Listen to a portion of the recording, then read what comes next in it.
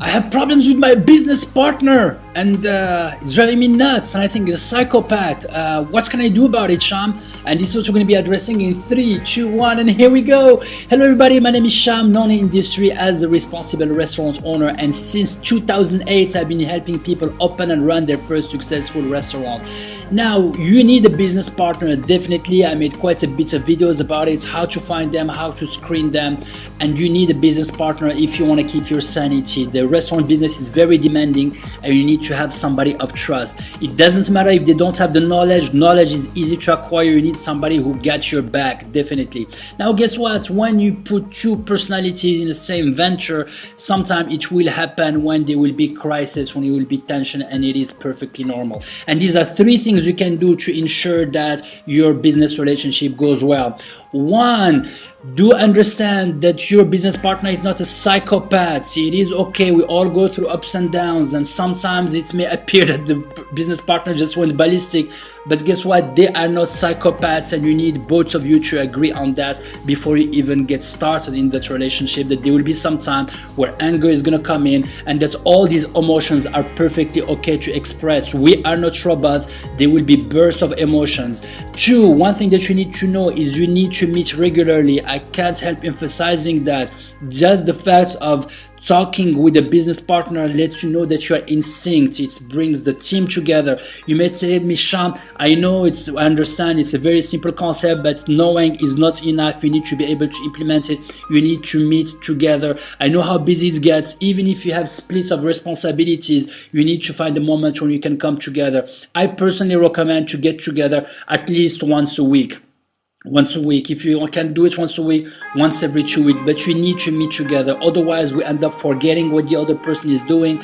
And lots of people tell me, Sham, oh, we're gonna have separate responsibilities. He takes care of the front, I take care of the back. I'll do the marketing, he will do the management.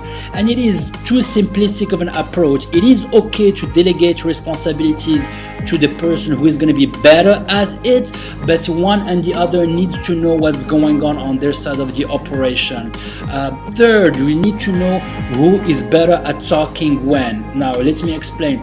Sometimes when people come in and both business partner or 3 business partner, everybody somehow and their ego wants to jump in and demonstrate that they have the best knowledge.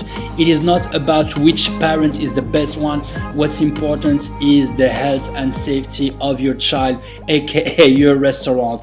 And I think you should agree on who should be talking first. And when the person finishes talking, they always can turn around to their business partner and say, hey Jim, what do you think? How well did I do? Is there something you want to add into it? And it is powerful when business partners can communicate that way. Agree on who is the most bubbly, the most knowledgeable. For example, if it has to do with the kitchen, definitely the chef is the one who has to start talking about things.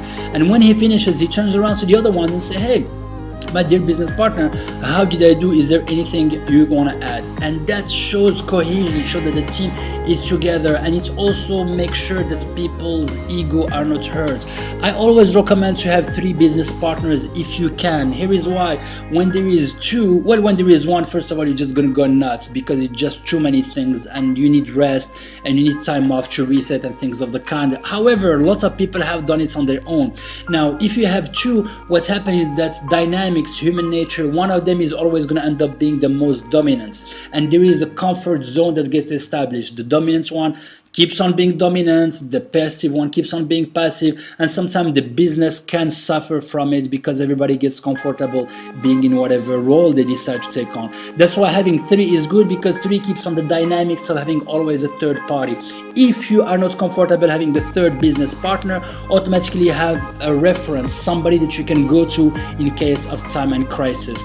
There is way more things that I believe business owners need to agree on before venturing into a business ownership, more importantly in the restaurant business, because this is what I'm focusing on. There is a link below, a document that you can access that will cover all of them.